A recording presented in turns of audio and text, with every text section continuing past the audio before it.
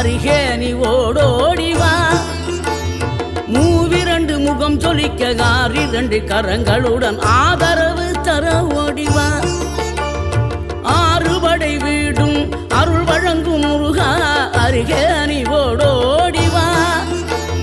மூவிரண்டு முகம் ஜொலிக்க ஆறிரண்டு கரங்களுடன் ஆதரவு தர ஓடிவா